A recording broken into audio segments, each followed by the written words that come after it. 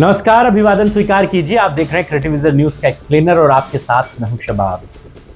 Video में लंगड़ाते ढपक कर चलते पुलिस के साथ इस शख्स को आप पहचानते हैं?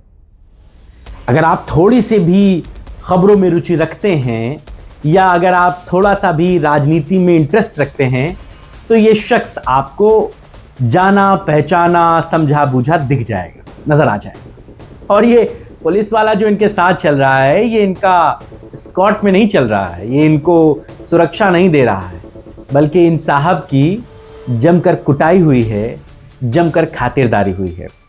नाम है योगेंद्र सिंह राणा, तथाकथित बीजेपी हिंदुत्व के उभरते हुए सितारे, जिन्होंने इकरा हसन चौधरी पे क्या क्या बातें कही थी, याद है आपको? इन सारी खबरों का निष्कर्ष आपको बताऊंगा कि क्यों योगेंद्र राणा की कुटाई हुई है और योगेंद्र राणा क्यों चर्चाओं में है। पहले योगेंद्र राणा क्यों चर्चाओं में रहे हैं यह समझिए। योगेंद्र राणा ने अब से 2-3 महीना पहले सांसद इकरा हसन चौधरी पर अभद्र टिप्पणी की थी, बहुत बेतुकी बात कही थी। इकरा हसन से उन्होंने शादी करने की बात कही थी। सोशल मीडिया पर वीडियो खूब वायरल हुआ था। ओवैसी को वो अपना साला बता रहे थे, अपने को जीजा बता रहे थे और इकरा से दूसरी शादी करने की वकालत कह रहे थे। अफसोस इस बात का भी हुआ कि उस समय एक सांसद पर अभद्र टिप्पणी करने पर योगेंद्र राणा का कुछ नहीं हुआ, कुछ भी नहीं हुआ। कहा यह गया कि योगेंद्र राणा फरार है और पिछले 3 महीनों से वो फरार ही था। एक बार भी पुलिस ने उसकी गिरफ्तारी नहीं की। मैंने अपने पहले के भी वीडियो में यह बात कही थी कि ऐसे लोग मन बढ़ जाते हैं, उनको इस बात का इल्म हो जाता है, इस बात का एहसास हो जाता है कि मौजूदा सरकार उनकी है और उनका कुछ नहीं होगा। और वो टिप्पणी पर भी तो दूसरे पार्टी की सांसद पर कर रहे हैं, बीजेपी की सांसद पर तो कर नहीं रहे हैं। अगर बीजेपी की सांसद पर कर रहे होते तो बीजेपी कोई एक्शन लेती। वो तो सपा की सांसद हैं, जो कहना है कह जाओ। कुछ नहीं हुआ योगेंद्र राणा का, ये बड़े अफसोस की बात है। पुलिस ने कोई कार्रवाई नहीं। और मुझे उससे ज्यादा अफसोस समाजवादी पार्टी के नेताओं पर लगता है, कार्यकर्ताओं पर लगता है, जिन्होंने अपनी सांसद की लड़ाई नहीं लड़ी लड़ाई। चलिए, अखिलेश यादव बहुत बिजी थे, हर बात को अखिलेश यादव को जिम्मेदार नहीं कहा जा सकता है। मुरादाबाद के तो समाजवादी पार्टी के नेताओं की जिम्मेदारी होनी चाहिए थी, सांसद की होनी चाहिए थी। अगर आसपास विधायक हैं तो उनकी होनी चाहिए थी। क्या इकरा हसन की लड़ाई उनकी लड़ाई नहीं थी? लेकिन किसी भी नेता ने उस 2-4 दिनों के बाद इकरा हसन के मामले पर कोई कार्रवाई करने का दबाव भी पुलिस पर नहीं बनाया। यह भी एक सच्चाई है, जान लीजिए। समाजवादी पार्टी के नेताओं ने उस दिन तो मीडिया को दिखाने के लिए, खबरों में आने के लिए, अखबार में छपने के लिए बैनर पोस्टर लेकर जिंदाबाद मुर्दाबाद खूब किया। लेकिन क्या आपके इस जिंदाबाद मुर्दाबाद से योगेंद्र राणा गिरफ्तार हो पाया? क्या उसे आप जेल के पीछे भिजवा पाए? क्या आप अपने सांसद का सम्मान करा पाए?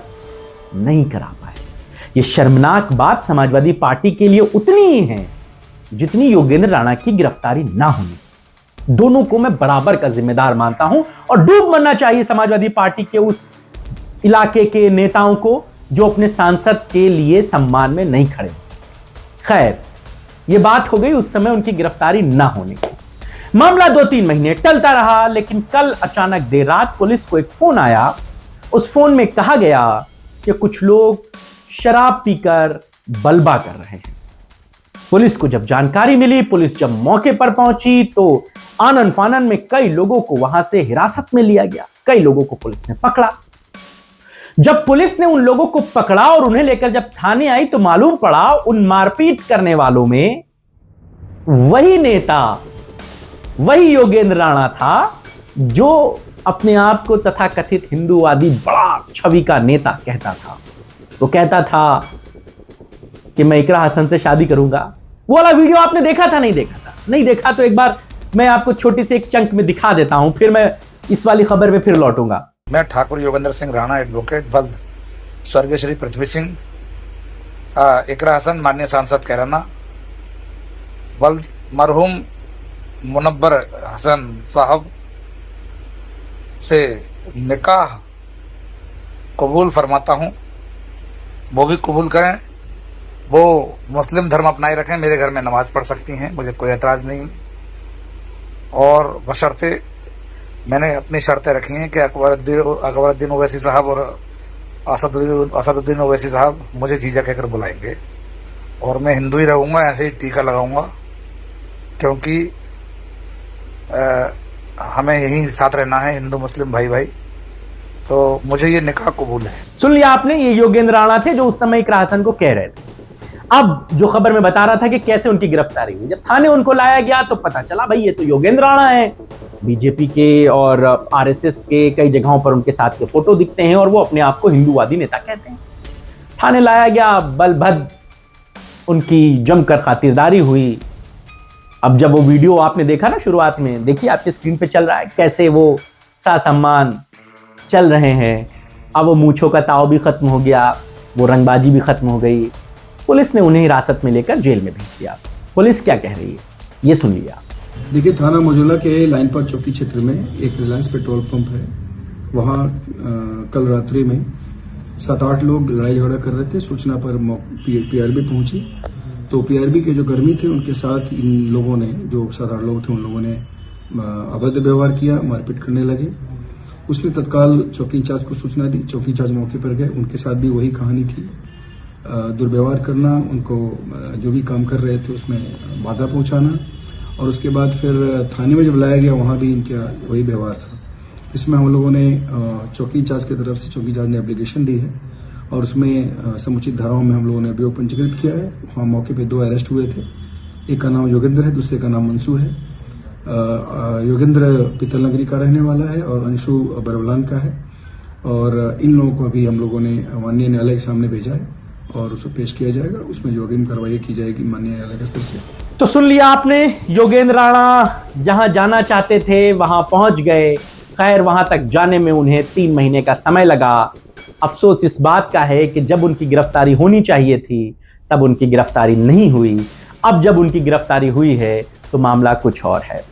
अब जब योगेंद्र राणा जेल चले गए तब उनके भाई सड़क पर बैठकर अपनी भाई की गिरफ्तारी का रोना रो रहे हैं। वो बीजेपी के नेताओं को कोस रहे हैं, वो कह रहे हैं उनके भाई को फंसाया जा रहा है। अब वो बीजेपी के विधायक से भी मिलना नहीं चाहते। सुनिए। और भारत के उत्तर प्रदेश में 100 दिवस मनाने पर रोक लगेगी क्या? मैं ये पूछना चाहता हूँ। और हिंदू संगठन, अगर हिंदुओं को इस तरीके से किया जाएगा तो फिर मार तो सारे हिंदुओं को, हिंदुओं के दम पर सरकार बना रहे हो तुम लोग।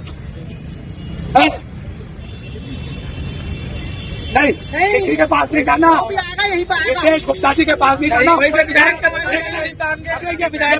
ये पूरा शहर देखे तो सही कि यहाँ के विधायक जी, जो विधायक है वो कितना आगे खड़े होंगे, कितना इंसाफ की बात करेंगे। कोर्ट भी तो आ रहा है। अरे जिस मामले में पुलिस ने FIR की थी मेरे भाई पे, उस मामले से मेरे भाई को कल न्यायालय से मुक्त कर दिया। ठीक है, न्यायालय से मुक्त हुआ ना मेरे भाई। फिर किस बात का बुलाया मेरे भाई को? हम किसी के पास नहीं जाएंगे। एक बात कही जाती है कि जैसा बोगे वैसा काटोगे।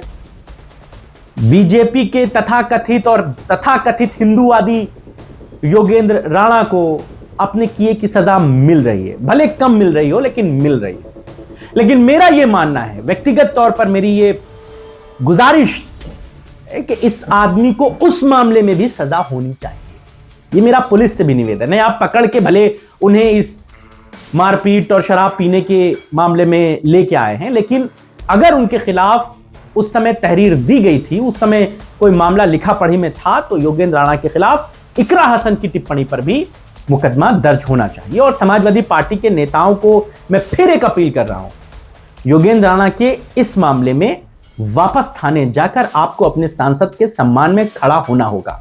आपको खड़ा होना होगा अपनी सांसद के साथ हुई बदतमीजी के खिलाफ, वरना याद रखिए इन्हीं मनबढ़ नेताओं की वजह से इकरा हसन को एक बार नहीं कई बार लोगों ने अपने टारगेट पर लिया है और उसके बाद इकरा हसन ने रोकर अपनी पीड़ा बयान की थी। ये छोटी बात नहीं है। एक सांसद अगर भावुक होकर हाथ जोड़कर रोकर ये कहे कि मुझे मुल्ली कहा जाता है, मुझे क्या क्या अपशब्द कहे जाते हैं, तो ये मैं समझता हूं कि उस लोकल इलाके के उस सांसद के साथ खड़े हुए उसकी पार्टी के नेताओं को शर्मिंदगी से डूब जाना चाहिए।